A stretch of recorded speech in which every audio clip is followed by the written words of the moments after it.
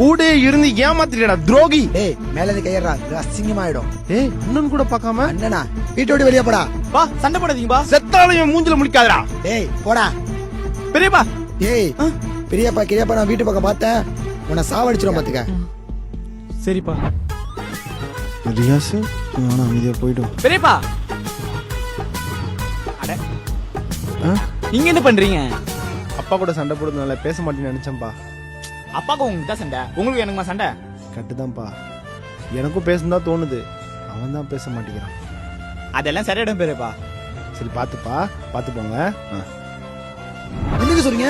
Accident ஆயிடுச்சா? இது ஒன்னே வரேன். இது ஒன்னே வரேன். ஏய் உனக்கு ஆக்சிடென்ட் சொன்னாங்களே, நல்லா இருக்கியா? உனக்கு உடம்பு சரியில்லைன்னு சொல்லிட்டு போன் வந்துச்சு.